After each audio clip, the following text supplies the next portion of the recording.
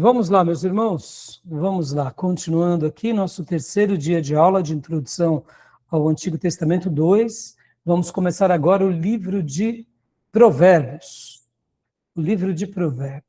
né? Aqui o blueprint do sábio, ou seja, né, uma representação gráfica detalhada, ou um plano, um processo, um serviço, né? Aqui a gente está fazendo uma síntese do livro do Ellison, baseado nesses slides aqui, tá bom? Então, vamos trabalhar agora, né? Mostrando que a anatomia de Provérbios e o projeto de construção de vida. Os Provérbios servem como uma ferramenta milenar para aprimorar o comportamento humano, ético e o desenvolvimento de uma personalidade forjada para toda a eternidade, né? Sabendo que o livro de Provérbios, além de ser um livro de sabedoria pela sabedoria, seria instruções de um pai a um filho, tá bom? Lembrando que as nossas aulas estão sendo gravadas, tá bom? Então, vamos lá, meus irmãos, vamos trabalhar agora em Provérbios, né? Eu quero que vocês, né, se sintam à vontade de perguntar também, porque, afinal de contas, a gente está trabalhando aqui no livro-texto. Então, mecânica do Mascal. Aqui essa expressão vocês vão ver bastante, porque ela tem a ver com ensinos, né? Seria governo, essa palavra vem de governo, aquele que governa, aquele que dirige. Um pai governa a sua casa, um pai ele governa os seus filhos, assim deveria ser. Então, Provérbios tem a ver com esse princípio, não de controlar como um déspota, mas de controlar dando as diretrizes dos caminhos bons da vida, né? Baseado na lei de Deus, princípios que controlam nas ações diárias, né? Então, leia para nós aqui, irmã Sônia, por gentileza, a origem. A origem. Essa palavra é hebraica, né? Mishle Shelomon. Provérbios de Salomão. É. Derivado do verbo hebraico maskal, que significa governar ou controlar. Um provérbio não é um simples ditado poético, é um princípio controlador de vida. Ou seja, a ideia é essa, é dar diretrizes máximas bem concisas, pragmáticas, profundas de significado, né? Para que a gente possa viver uma vida melhor. Ou seja, para que o governo de Deus, que é sempre organizado, possa ser estabelecido em nós. Pais liderem famílias e filhos, filhos aprendam com seus pais para terem lares saudáveis, e assim uma vida organizada, onde a gente possa fazer em casa e levar para a vida. E podem ver que a igreja é uma extensão da nossa família, né? Então, o que seria, né, esse compêndio desses provérbios de Salomão? São máximas curtas e longas experiências, ou seja, as leis celestes para a vida terrena. Tudo bem? Até aí, tranquilo? Vamos, como eu disse há pouco para vocês, né? Daqui em diante, eu vou citar um pouco mais, porque quando entrarmos nos livros poéticos, pode ver que nós trabalhamos assim em Introdução ao Antigo Testamento 1. No Pentateuco, quem era o autor? A data aproximada, a estrutura do livro. Nos livros poéticos e sapienciais, a mesma coisa. Já vimos Jó, vimos Salmos, e agora estamos vendo também Provérbios, e estaremos vendo os outros livros que deduzimos ser Salomão que escreve. Então, quem é o autor?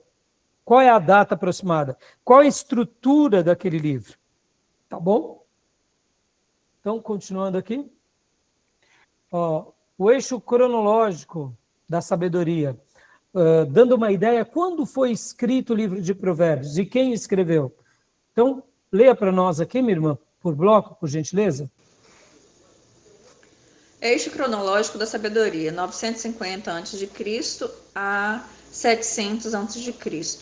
950 a.C. Salomão, capítulos de 1 ao 24, compilados durante um período de profunda dedicação espiritual no início do seu reinado. Olha que interessante. Então, quando a gente está agora estudando Provérbios de Salomão, pastor, então Provérbios de Salomão, do capítulo 1 ao capítulo 31, não foi Salomão? Provavelmente todo o livro não. A gente tem essa construção. Aqui quem escreve é Salomão.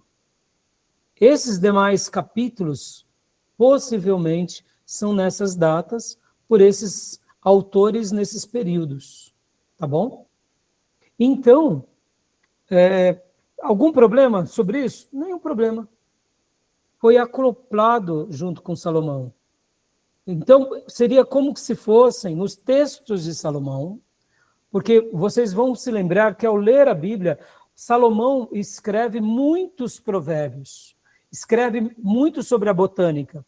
Então, em algum período posterior a Salomão, alguns servos de Deus pegaram aqueles materiais e foram guiados pelo Espírito Santo para registrarem essas histórias. E os sábios judeus do passado acoplaram junto ao livro de Provérbios. Pastor, então quer dizer que não foi Salomão que escreveu tudo? Provavelmente não. Não tem nenhum problema. Tá bom, meus irmãos? Por que eu estou falando tudo isso? Porque tem alguns textos que vai ser claro lá, por exemplo, aqui, ó. Agur, Lemuel e a mãe. Então, percebam que o texto já está dizendo quem foi. Nós não sabemos direito quem realmente são. Então, muitos textos podem não ter sido escritos por ele, mas pode ter sido atribuído a ele. Vou dar um exemplo.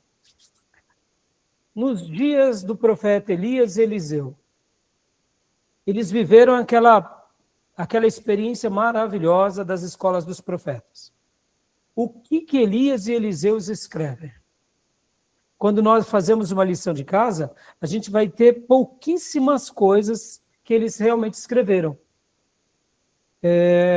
Eu não me recordo agora exatamente, mas um dos dois escreve algo a um rei de Israel, como uma denúncia. O que mais, pastor? Não tem mais nada. Quem escreve de Elias e Eliseu? É Jeremias. Jeremias, quase 2 séculos depois, escreve a história dos reis. Ou seja, Jeremias não é contemporâneo a Davi. Jeremias é bem posterior a Davi. Mas Jeremias vai registrar as histórias de Davi, Salomão e os demais reis e registra as histórias de quem? De Elias e de Eliseu. Nenhum problema. Podem ver que foi o Espírito Santo usando alguém. Então, quando a gente fala, porque o profeta Elias disse, o profeta Eliseu disse, sim, mas quem registrou sobre eles? Foi o próprio profeta Elias? Não. Foi o próprio profeta Eliseu? Não. A tradição da escola dos profetas perpetuava aquilo, tanto na tribo do norte, como na tribo do sul, de que o profeta tinha feito aquilo. E o Espírito Santo perpetuava. Jeremias, graças a Deus, registra. Então, quando hoje nós temos tantos textos maravilhosos sobre Elias e Eliseu, quem registra foi Jeremias. Deixa eu pegar aqui para vocês rapidamente, só para mostrar mais uma vez aqui, ó, na tabela cronológica do Antigo Testamento. Deixa eu mostrar aqui para vocês, só para refrescar a memória. Aqui, ó. Pegar aqui, ó, Jeremias, a queda de Jerusalém. Ó, ano 586. Estão vendo? Está dando para ver? Ano 586. Olha aqui, profeta Elias, por volta do ano 870, 850, ou seja, 850 e 580. Estão vendo? Praticamente 300 anos de distância.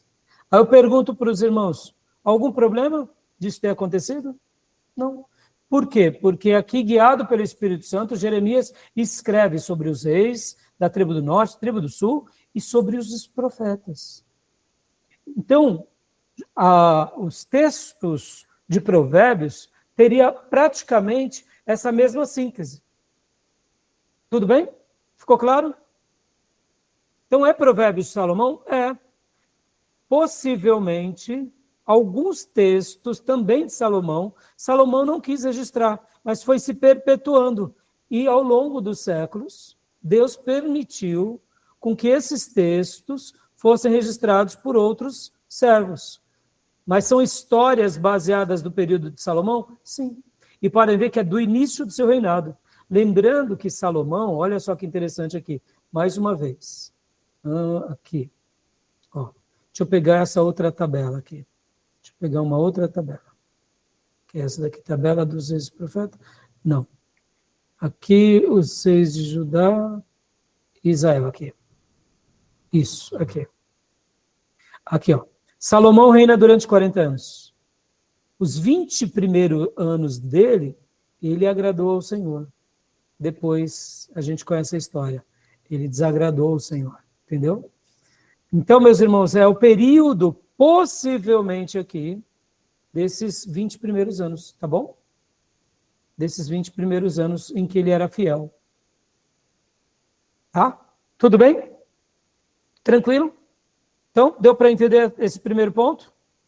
A irmã já leu, né? Aqui tudo. Leia para nós agora 725 a 700 a.C. Aqui, meus irmãos, foi um outro período de avivamento. Pode ver, nos dias do rei Ezequias. Depois a gente vai ter outro avivamento em Israel nos dias do rei Josias. Percebam, era um momento de reavivamentos na história do povo. Ou seja, os escritos de Salomão voltaram a ter ênfase. Tá? Pode ler para nós, irmão? Os homens de Ezequias, capítulos 25 a 29, compilados durante um grande reavivamento religioso em Judá após forte idolatria. Então, possivelmente, essas outras partes, do capítulo 25 ao 29, deve ter sido exatamente aqui. É o que os nossos, né, teólogos mais ortodoxos dizem. E aqui, Agur, capítulo 30. Identidade desconhecida, foco escrito na busca da sabedoria divina. E foi por volta do século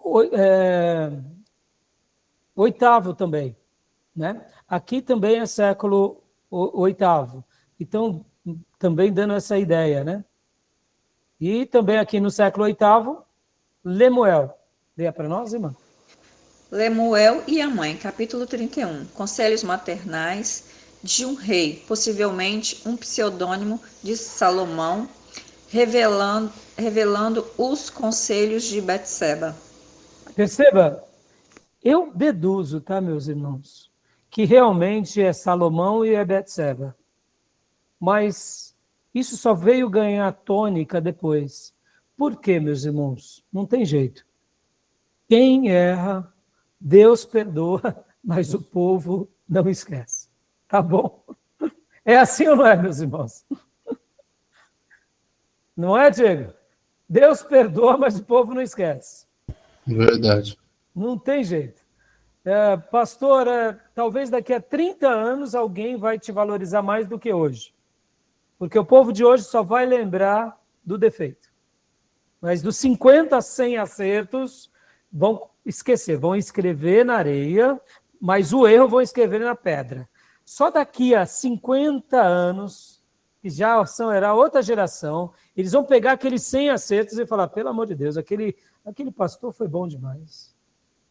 Ele teve um deslize, mas um deslize não mancha a obra dele. Então, por que a gente deduz que aqui foi uma repaginada? Porque, querendo ou não, meus irmãos, Betseba recebeu essa mancha de ter consentido com Davi no pecado. Porque Davi não pecou sozinho. Ela foi ludibriada por Davi e se deixou ser. Mas um dia, assim como Davi se arrependeu, ela também se arrependeu. Mas só que ninguém vai lembrar, né? Vai se lembrar que ela é a mulher que vai para a cama com o Davi. Entendeu? Tudo bem até aí? O eixo cronológico de Provérbios? Então, a data é possivelmente essa, meus irmãos. Lembrando, né, que dentro da ortodoxia vai ter alguns que vai trazer tudo aqui para os século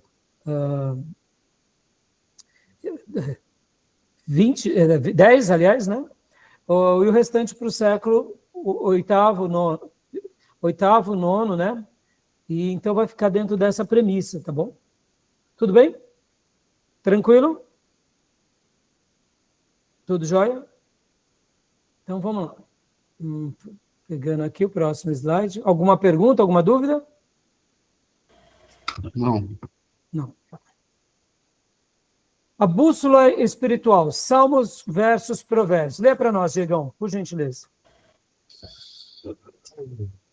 Salmos, audiência, dirigida a Deus, foco, culto, adoração, relacionamento do homem com o divino, ordem, o primeiro passo, o pilar inerente. Ou Provérbios. seja, né, o foco principal de Salmos, só um minutinho, tá, Diego? Desculpa te interromper. É olhar para Deus, é se lançar a Deus. Mesmo quando eu sofro com as pessoas ao meu redor, ou mesmo eu mesmo comigo, mas a gente vai a Deus. Já Provérbios tem essa linha um pouco mais horizontal. Leia para nós, Diego, agora, por gentileza. Provérbios, audiência, dirigida aos filhos dos homens, foco, ética, procedimento, relacionamento do homem com o próximo, mecanismo, a consciência ativa atuando como a lâmpada do Senhor.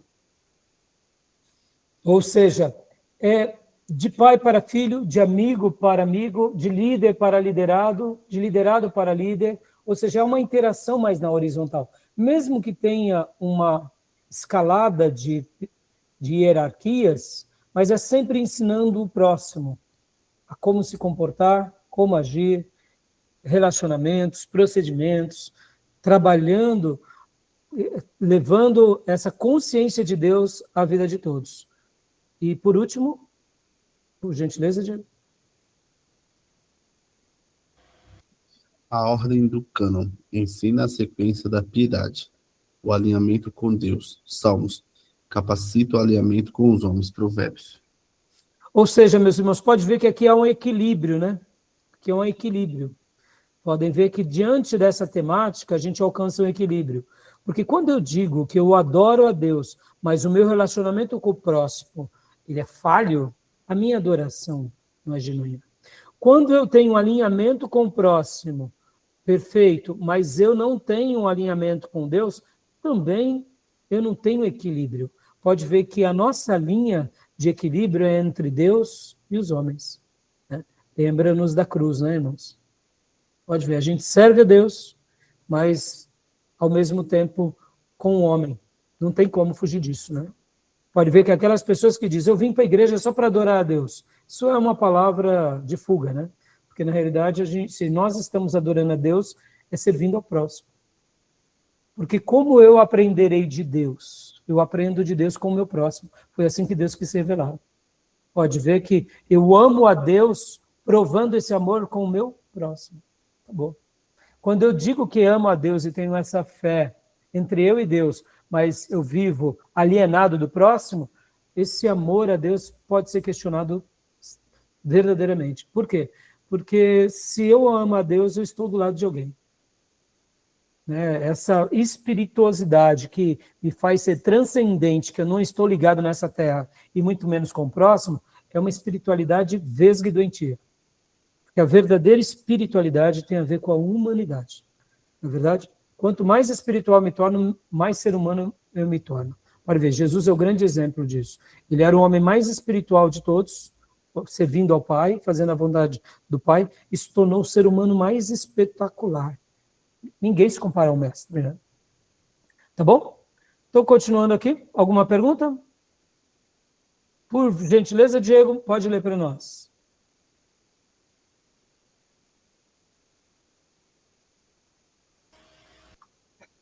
A tríade da sabedoria. São palavras em hebraico, tá? Pode ler a tradução só em português, né? Shokman, Binak e Susiar. Eu não, irmãos, me perdoem, tá? Eu ouço, mas eu não decoro.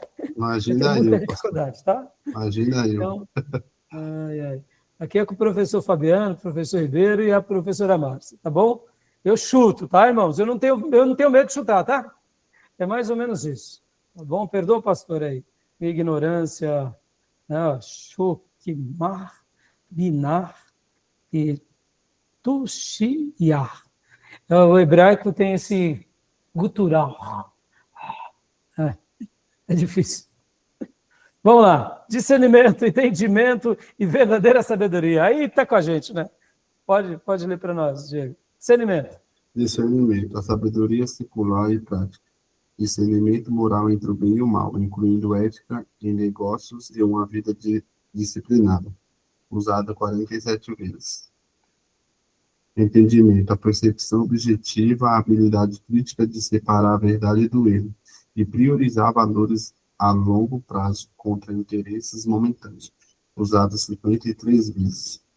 A verdadeira sabedoria, a perspectiva puramente divina, a rara habilidade de injetar princípios celestes diretamente dos hábitos rotineiros da vida diária, usado apenas 3 vezes. Ou seja, aqui a verdadeira sabedoria há um detalhe divino aqui.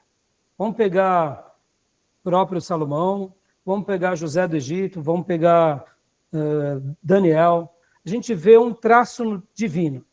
Ou seja, a gente sabe que existem pessoas muito sábias na vida, na terra, na história, mas com traços dessa sabedoria divina, é um presente de Deus. Assim como a fé de Ló, que nós tratamos, é um dom, tem essa sabedoria no aspecto divino que vem de Deus. Ou seja, ele discerne onde ninguém discerne, ele entende onde ninguém entende, porque ele compreende de Deus e passa aos homens. É um ponto, tá? Agora, o discernimento e o entendimento, isso faz parte da vida nossa. Pode ver. E quando mais exercitamos o discernimento e o entendimento, a sabedoria divina, ela pode até ser dada para nós em alguns momentos. Agora, deixa eu falar uma coisa aqui, meus irmãos. Conhecimento e sabedoria, ela tem uma, vamos dizer assim, falando aqui no aspecto humano, tá?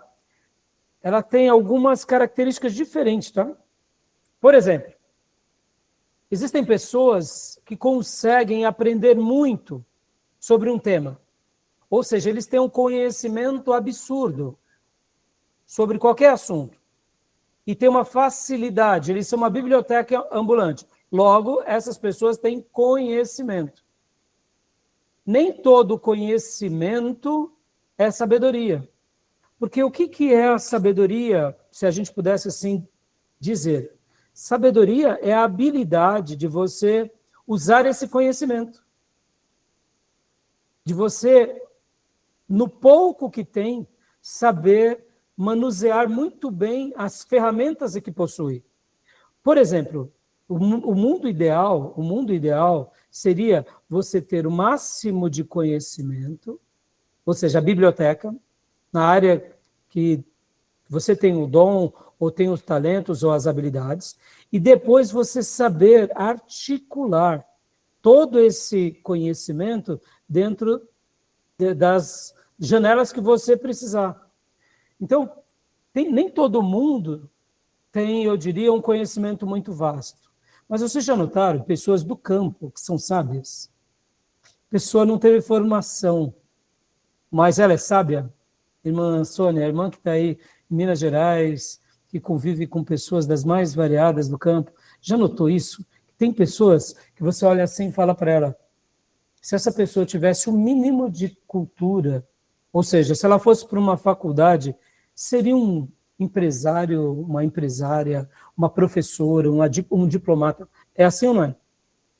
Porque ela não tem muitas habilidades, mas ela tem, vamos pôr aqui, ela tem 4 habilidades. Né? Ela tem 4 habilidades. Mas o que ela faz com esses 4 ferramentas é alguma coisa absurda. Se essa pessoa tivesse tido a oportunidade de ter 40 habilidades, ela faria um império. Ou seja, sabedoria é uma coisa e conhecimento é outra coisa. Porque tem pessoas que eles conseguem armazenar uma quantidade de informação absurda, mas na hora de aplicar tudo isso eles não sabem. Já notaram? É um gênio que não sabe pôr na prática o que sabe. Enquanto outros, como eu mencionei, aprenderam poucas coisas, mas têm uma habilidade. Ou seja, ele tem um alicate, um martelo, uma chave de fenda e, sei lá, um serrote. E o que ele faz com isso? Ele faz um monte de coisa. Você fala, meu Deus, como ele fez tudo isso só com isso? Imagina se ele tivesse uma oficina. Entenderam o que eu quero dizer?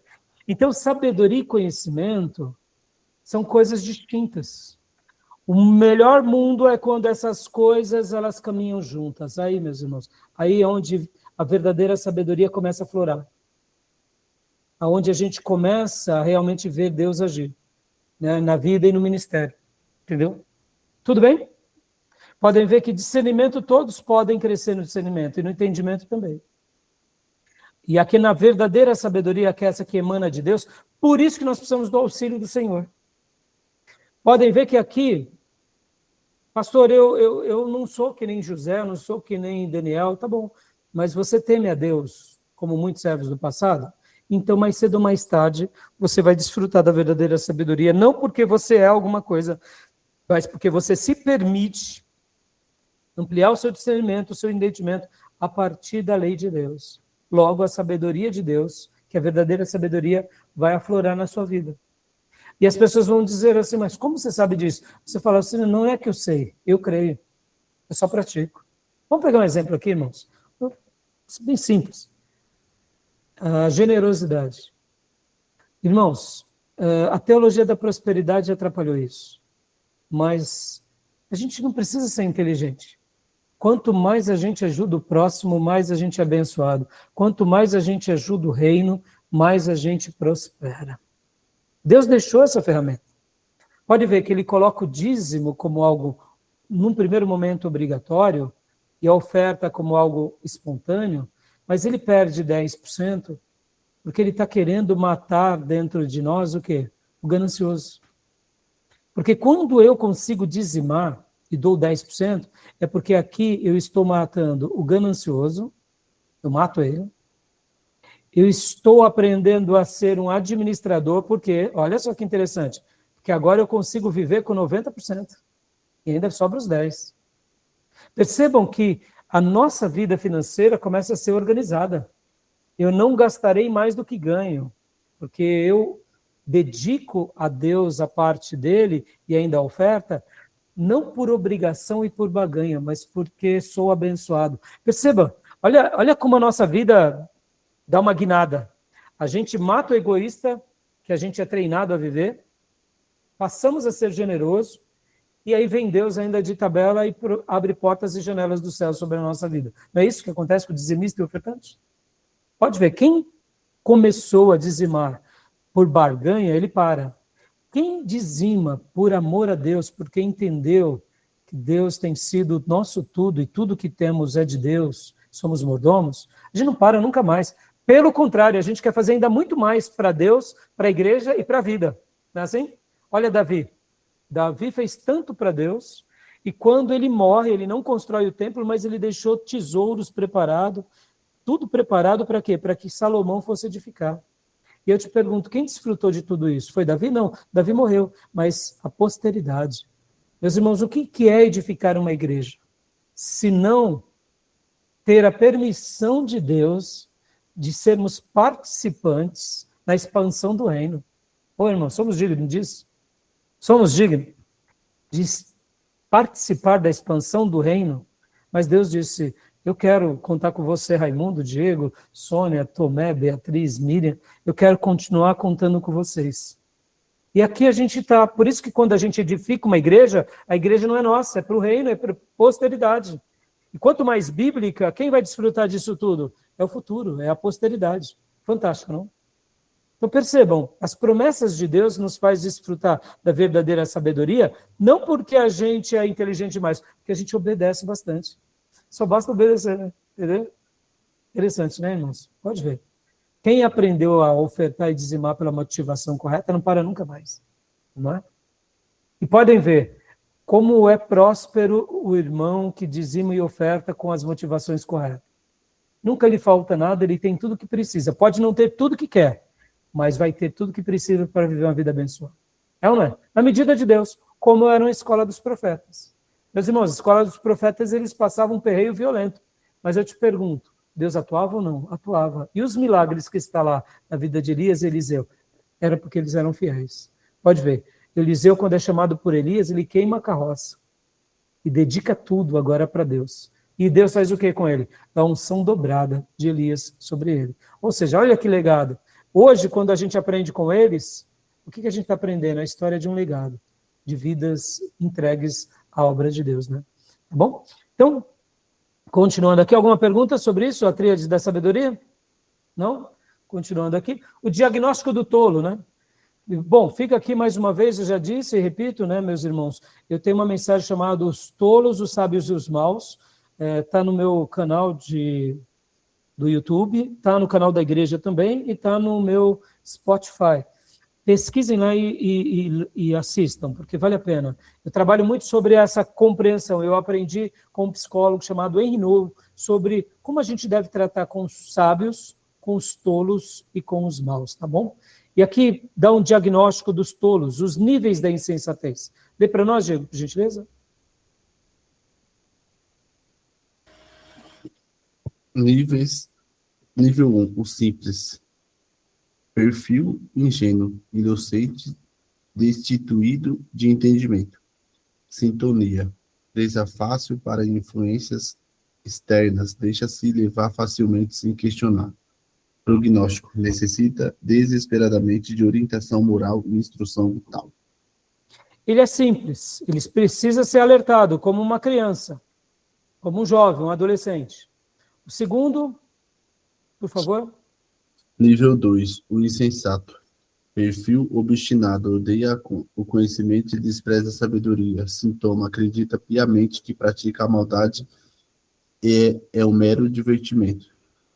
Prognóstico, rejeição ativa da verdade. Constitui um perigo para si mesmo e para os próximos.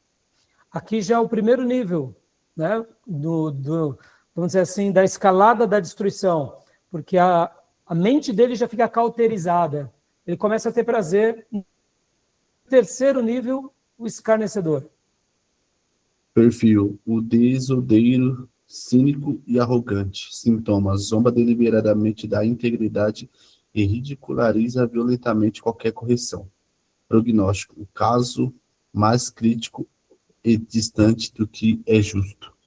Ou seja, o escarnecedor é o professor do insensato.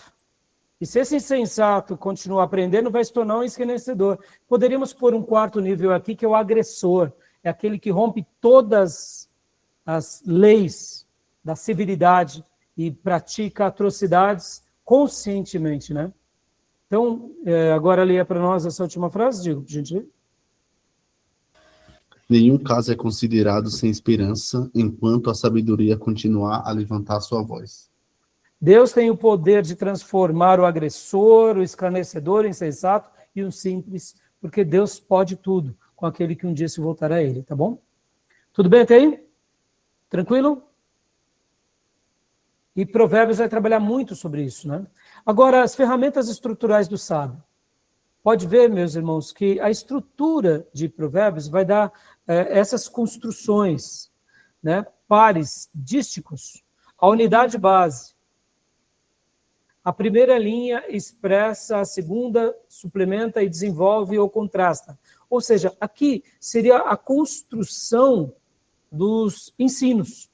Né? Pode ver que temos essa construção por dísticos, grupos, é o conjunto também de provérbios unidos metodicamente por um tema comum, exemplo, o preguiçoso. Então você vai ver que em algum momento vai dar uma ênfase ao preguiçoso, vai dar uma ênfase à mulher vulgar, né? Vai dar algumas ênfases. A outra estrutura, epigrama, um núcleo central de duas linhas de pensamentos circundando por anéis de expansão sentenciosa. Soneto hebraico, um bloco estruturado que se divide em dois pensamentos paralelos para formar uma lição estendida. Monólogo dramático, a personificação vivida de ideias abstratas como a sabedoria clamando em praça pública. Lembra? Quando a sabedoria clama em praça pública? Lá no capítulo 8 em diante, né? Acróstico, estrutura alfabética ascendente, usada como auxílio mnemônico e prova de ordem literária perfeita. É outra estrutura também de provérbios. Então, assim, o livro de provérbios vai estar baseado dentro dessas linhas de sabedoria, de ensinos, dentro dessas estruturas. Não se preocupem que eu não vou estar dando isso na prova, tá, meus irmãos? Isso é importante a gente saber pela estrutura, porque aqui é um seminário, tá? Mas podem ver que o mais importante, lembra que eu falei na primeira aula, sobre aquela questão das divisões? O que é mais importante? É compreender esses detalhes ou compreender o texto sagrado?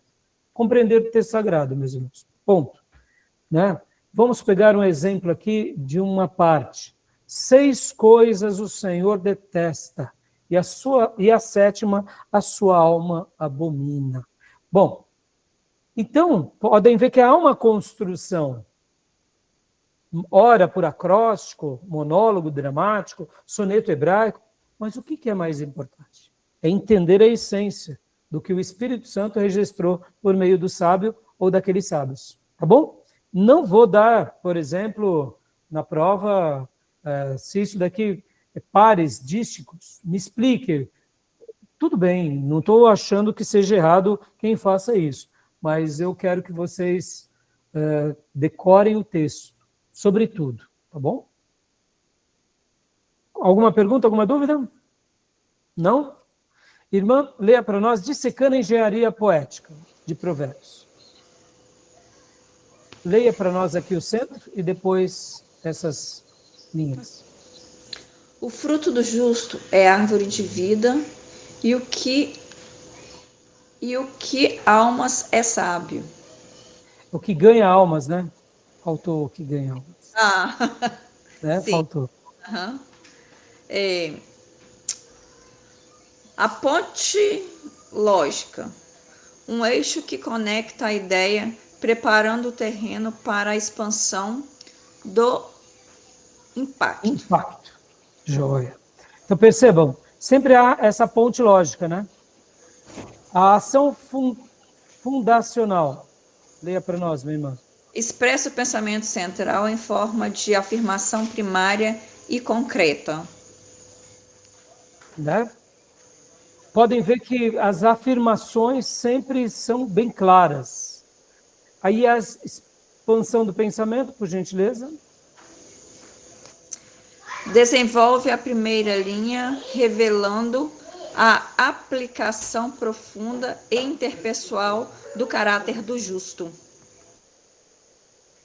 Então, sobre essa engenharia poética, pode ver, sempre vai ter essa construção em todo o livro de Provérbios, tá bom? E a última linha para nós, por favor, minha irmã. Mecanismos criados não apenas para adornar, mas para fixar paralelos surpreendentes na arquitetura do subconsciente. Joia. Alguma dúvida até aí? Querem fazer alguma pergunta, alguma dúvida? Não. Tudo bem? Aqui, a planta baixa do livro, capítulo 1 ao 31.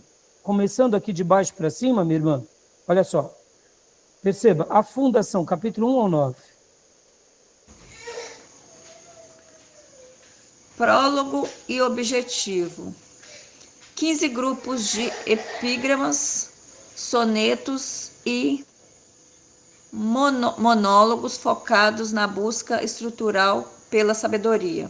Ou seja, perceba que o livro de Provérbios, ele remete muito a essa ideia de uma construção. Pode ver que o início dele é uma fundamentação, levando quem? Ou Salomão, ou o filho de Salomão, pode ver, dá essa relação de intimidade. Era passado de pai para filho, é uma fundamentação. Por isso que os textos de Provérbios são para todos nós também. É como Deus estivesse nos ensinando. Tranquilo? Essa fundamentação mostrando, olha, é importante saber, né, buscar a sabedoria, ser treinado na sabedoria, desejar a sabedoria. Ou seja, percebam, irmãos, que o livro de Provérbios, ele abre aqui um leque para a nossa cognição, para o nosso pensamento. Mais ou menos como se Deus estivesse dizendo por meio dessas instruções sapienciais. Meu filho, seja devotado, seja cheio do Espírito Santo, tenha uma fé em mim poderosa, mas seja sábio, sobretudo. Tenha uma fé sábia e uma relação com o próximo, onde você construa algo em si, na sua casa, na sociedade, e jamais destrua. Perceba, é a nossa vida o tempo todo, né? Sendo treinado e ampliado. E aqui, depois, dos capítulo 10 ao 24, seriam os pilares, ou na nossa linguagem comum, as colunas, né? Aqui seria tipo baltrame, como nós chamamos, a fundamentação, e aqui seriam as colunas que sustentam toda a parte superior toda a construção, né, que está sobre o solo. Então, leia para nós, irmã, os pilares. A sabedoria ensinada, 375 máximas práticas baseadas em contrastes e soma, princípios consolidados de vida diária. Ou seja, né, podem ver, é prático, tem que ser feito. Vamos pegar um exemplo aqui, só lembrando, né, meus irmãos, a palavra dita no seu tempo certo é como maçãs de ouro sendo entregue em salva de prata. Ou seja, saiba falar na hora certa. Na hora que não se deve falar, fique quieto. Né? Aquele que revida com ira, piora as coisas. Mas quando a gente vai com paciência, a gente acalma o furor. Ou seja, é prático. Né? Se tem alguém nervoso e vem contra nós com ira, e você vai com ira, só vai ampliar. É prático, não é filosófico, não é abstrato, é do dia a dia, no relacionamento de pai e do filho. Aquele que espreme o nariz sangrará. Ou seja, não faça isso, vai espremer o nariz, vai sangrar. É simples, né? Os pilares, dando essa ideia das máximas de vida, tá bom? A expansão, agora que vem a cobertura, vem o teto, vem essa parte superior, né? A expansão de Ezequias, o manejo sábio da verdade e a construção sólida da liderança no reino. No reino de Deus e no nosso pequeno reino, meus irmãos. Imagina, a gente tem uma construção maravilhosa, mas não tem teto. Tá, e aí? Tem teto. Enquanto você está num lugar onde não chove muito, é um pouco ruim só. Mas dependendo, mais cedo ou mais tarde vai vir chuva, vai vir tempestade, vai vir frio. Ou seja, não ter teto é uma construção inacabada. Né? Não só de um reino, de uma nação, do reino de Deus, mas do nosso pequeno reino, da nossa vida. Percebam, tudo tem que ter um começo, meio e um fim. Teto é fundamental. Né? E o último, minha irmã. A pedra angular. A ilustração suprema. Conselhos de Argor e Lemuel, culminando na personificação arquitetônica da esposa excelente. Aqui não está muito bem desenhado, mas geralmente lembram daquelas pontes antigas que eram feitas com pedras, né? Uma pedra, outra, e de repente, dos dois lados, aqui tinha que ter uma que fechasse tudo. Então, ela é a parte central que vai dar o eixo para toda essa edificação. Ou seja, dando a ideia de uma ponte, de um arco, como acontece muito na cidade do México, você vê muitas construções do México que são literalmente assim com tijolos, e aqui o arco ele é fechado, né, com uma pedra, literalmente. Então, dando essa ideia da pedra angular, que ficava segurando, né, todo esse peso. Nas pontes antigas, meus irmãos, só para vocês verem, quando pega ali na Idade Média, tem muitos lugares que eram pontes antigas, e essa parte aqui é a parte fundamental que segura toda a estrutura, é onde todos os pesos se equilibravam. Hoje é muito fácil falar de ponte, porque nós temos, né, o aço, o ferro, mas na antiguidade não tinha essas coisas. Né? Era outra dinâmica, era outra construção. Então, aqui se conclui com os conselhos de Agur e os conselhos de Lemuel, mostrando essa supremacia. E aqui, meus irmãos, mais uma vez, mostrando a esposa excelente, e percebam que o texto mostra que a mulher na casa ela é a rainha do lar, né? Pode ver, essa mulher virtuosa, ela tinha tarefas de liderança. aspecto de uma casa grande, ou seja, ela que mandava tudo, o homem está fora de casa, né? É praticamente tudo quem fazia ali na casa estava debaixo da tutela da mulher, né? De fato, a casa, ela é o lugar onde a mulher reina, né, irmãos? Nós, maridos, a gente tem que aprender isso. A casa é o reino da mulher. Nós, sem as mulheres, não somos nada. Podem ver que a pedagogia do lar está com a mulher. Quando ela é sábia, os filhos se tornam sábios como a mãe. Eu digo sempre que posso, e fica aqui o meu elogio, eu aprendi demais com a minha esposa. Ela me melhorou muito. Muito, muito, muito. Eu aprendi a amar, eu aprendi a ser paciente, eu aprendi tanta coisa com a minha esposa, né? O que eu seria sem ela? Tudo bem, eu posso ter as minhas virtudes, mas as minhas virtudes sem ela, eu diria, eu seria um virtuoso incompleto, né? Nós nos tornamos mais sábios, mais amáveis, mais pacientes com a esposa. O lar é o reino da mulher. E aqui, né, Agur e Lemuel vão dar esse destaque final, mostrando que essa liderança lindíssima começa em casa, ou seja, a mulher, aquela que balança o berço, conduz o reino. Isso, meus irmãos, fica aqui até uma máxima, viu? Pode ver Davi. Davi foi o que foi porque ao lado dele tinha mulheres brilhantes, né?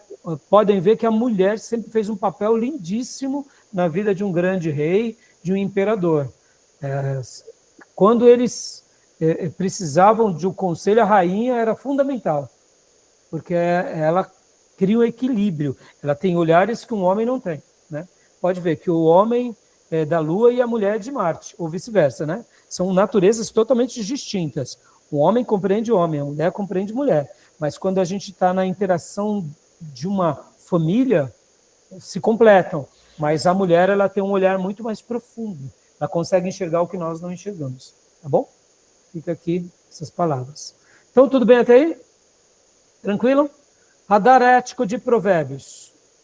Diegão, leia para nós, por gentileza. Gestão pessoal, o perigo silencioso do orgulho, 16-18. O peso da ociosidade e preguiça,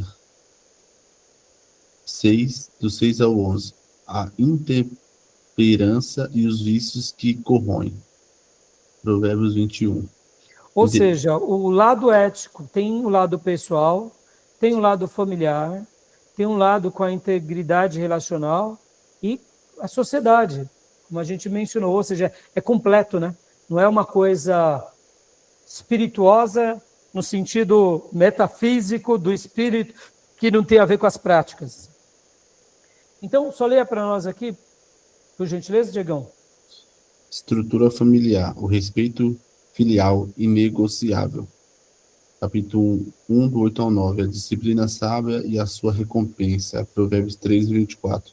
A fidelidade absoluta como proteção. Provérbios 5, 3 ao 20. Pode ler aqui o integridade relacional. Só uma última coisa, irmãos.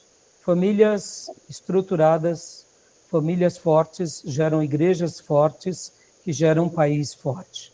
Nosso país é fraco porque as famílias têm sido fragmentadas. Então, que a gente possa orar para trabalhar, para a gente ter famílias fortes, porque só assim a gente terá uma nação forte. Isso é uma máxima para a vida e para a igreja, tá bom? Integridade relacional. Integridade relacional, a fogueira das contendas. Provérbios 10, 12. O dano irreversível da mentira e fraude. Provérbios 12, 22. O impacto estrutural das más companhias. Provérbios 13, 20. Então percebam a nossa sociedade, como ela é fragmentada, porque ela não zera por valores, e aí a gente vive essa sociedade tão fraca, né? Conclua para nós, Diegão. Dinâmica socioeconômica e espiritual. O temor do Senhor como eixo. Capítulo 1, verso 7. O valor imensurável de um bom caráter. Provérbios 22, 1. A matemática divina da liberalidade. Provérbios 11, 24. Tá bom, meus irmãos? Ou seja, não tem como sermos servos de Deus piedosos sem uma vida repleta de significados, tá bom? E agora aqui, o paradoxo da promessa, princípios versus fórmulas, princípios gerais, fórmulas mecânicas inflexíveis. A regra, a exceção e o reinvestimento. A regra, Provérbios entrega princípios gerais de causa e efeito. Eles revelam o que a insensatez geralmente produz e as recompensas normalmente concedidas à justiça. A exceção, estes princípios não são fórmulas mecânicas blindadas. A flexibilidade soberana de Deus pode reter bênçãos temporais imediatas para executar um propósito maior. Reinvestimento. Quando a recompensa imediata falha aos olhos humanos, trata-se de um reinvestimento divino focado na multiplicação irrefutável dos benefícios eternos. Ou seja, o livro de Provérbios, ele dá um caminho, mas é óbvio, meus irmãos, que nessa interação da vida, a gente sabe que Deus vai trabalhando conosco, não de uma forma fechada, absoluta, mecânica. Podem ver que a gente, ao estudar os livros sapienciais, a gente já vai para o Jó. Justos sofrem. Reis bons, ora, são perseguidos pelos seus próprios filhos, têm problemas em casa. Ou seja, não é uma fórmula mágica, né? Tá bom? Tudo bem até aí? Tudo bem? Alguma pergunta? Não? Então vamos tentar aqui concluir. Ápice literário, a personificação de Provérbios 31, né? Mostrando aqui aquilo que a gente falou da mulher. A engenharia do poema. O livro encerra com 22 versículos cravados e escritos, acróstico do alfabeto hebraico, uma proeza literária de retenção impecável. O significado da ordem não é apenas um auxílio de memorização, mas uma moldura arquitetônica demonstrando o caráter simétrico e perfeito, organizado de uma vida governada pela sabedoria. Revelação final. Esta esposa não é apenas um guia matrimonial, ela é o antídoto da mulher insensata. Ela é a personificação viva e prática de toda a sabedoria, exaltada no livro, moldando o lar com as leis dos céus. Olha, aqui é muito legal, né? Inclusive, se uma hora vocês forem dar uma aula sobre Provérbios 31, essa síntese aqui enriquece bem o que seria, né, esse Provérbios 31, tá bom? Tudo bem até aí? Joia? O produto supremo da sabedoria, para a gente finalizar, né, insumos brutos. O ensino teórico, as advertências severas e as observações pragmáticas da natureza humana. A maquinaria, a mente disciplinada e o temor do Senhor fundidos na palavra escrita com a consciência forjada. O produto final, o crescimento de uma personalidade sábia, imbalável para a eternidade. Lembrando que a fórmula de Provérbios é o temor do Senhor, é o princípio da sabedoria, tá bom? A sabedoria não é... Deixa eu só tirar aqui. A sabedoria não é a simples arte de não cometer erros na terra. É o manual que transforma os crentes em cooperadores de Deus na obra de lapidação eterna do próprio caráter. Tá bom, meus irmãos? E aqui, só para encerrar, por exemplo, o livro do Ellison, essa parte de Provérbios, ele vai dividir Provérbios da seguinte forma. Eu vou ler aqui rapidamente para vocês. 212, ó. Capítulo 1 ao 9. Bom, o esboço de Provérbios. Tema: os grandes benefícios da sabedoria e disciplina piedosa no crescimento da personalidade. 1. Primeira divisão. Sabedoria apresentada por Salomão, do capítulo 1 ao 9. Aí vem as palavras, né, de sabedoria, prólogo, princípio, virtudes, benefícios e a personificação da sabedoria e da insensatez. A segunda divisão é sabedoria ensinada por Salomão, do capítulo 10 ao 24. A terceira parte do livro, sabedoria de Salomão incorporada pelos servos de Ezequias. Lembra que eu falei? Que os servos de Ezequias, né, fazem aqui esse compêndio. E a quarta parte, a sabedoria ilustrada e suplementada, que seria o conselho partenal de Agur, o conselho maternal de Lemuel e as características da sabedoria na esposa. Tá bom? É a divisão do livro. Tudo bem sobre Provérbios, meus irmãos? Tá bom? Alguma pergunta, alguma dúvida, algum questionamento? Querem perguntar alguma coisa? Tranquilo? Tranquilo. Bom, vamos agora então parar, nós vamos fazer o último módulo, curtinho. O que vocês preferem agora? Eclesiastes ou Cantares? Vamos para Eclesiastes, né? Fechou. Então, vamos para Eclesiastes. Então, vamos fechar aqui a gravação, a gente vai para o último bloco, bem curtinho, e a gente fecha. Vamos ver se consigo zerar Eclesiastes aqui com vocês, tá bom? Vou fechar aqui a nossa gravação, tá bom, meus irmãos?